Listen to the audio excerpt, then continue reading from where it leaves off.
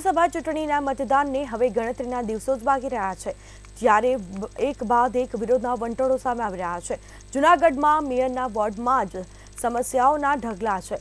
ગત ચોમાસામાં વાણંદ સોસાયટીમાં પૂરના પાણી ફરી વળ્યા હતા અને લોકોના ઘરોમાં પાણી ઘૂસી ગયા હતા। ત્યારથી આ વિસ્તારમાં આવેલું તળાવ સાફ કરવાની માંગ સ્થાનિક રહીશો દ્વારા કરવામાં આવી, પરંતુ 8 મહિના જેટલો સમય વીતી ગયા હોવા છતાં પણ મેયર સહિત 4 કોર્પોરેટર અને મહાનગરપાલિકા દ્વારા સમસ્યાનો હલ કરી શક્યા નથી અને જેથી સ્થાનિક મહિલાઓ તળાવની સફાઈ, પાણીની ગંદકી, ગટરની સફાઈ સહિતની સમસ્યાઓથી હેરાન પરેશાન થઈ રહ્યા છે।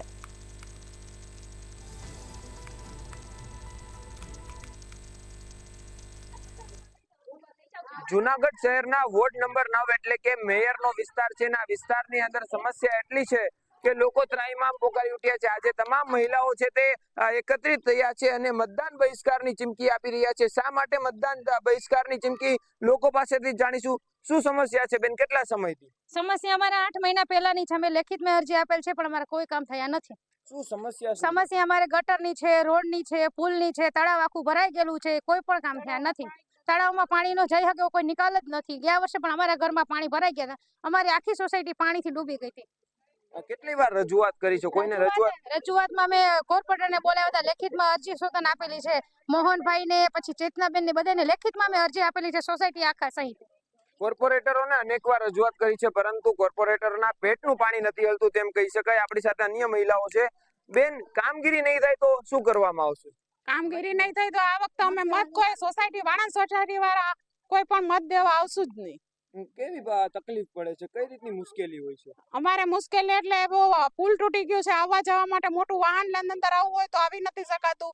ઘરમાં પાણી ભરાઈ જાય છે, ખાવા પીવાની કોઈ વસ્તુ નથી રહેતી, પહેરવાના કપડા નથી રહેતા। ગયા વર્ષે આજ મુશ્કેલી હતી તો આ વર્ષે ગટરો ભરાઈ ગઈ છે તો કોઈ પણ અહીંયા ધ્યાન આપતું નથી।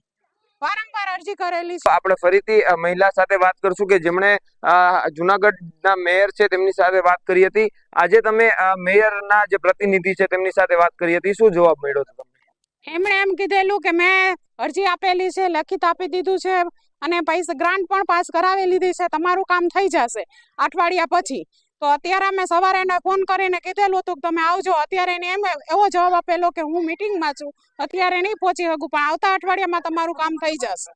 પણ આવતા અઠવાડિયામાં તો અમને ચોમાસું આંબી જાય, પછી અમારે શું કામનું? અને ચૂંટણી પણ પતી જાય, પછી કોઈ જવાબ આપતા નથી।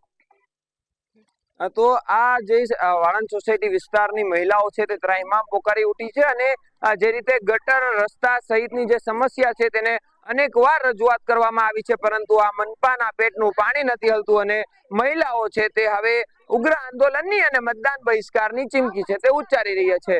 અમાર બખાઈ મંતવ્ય ન્યૂઝ, જૂનાગઢ।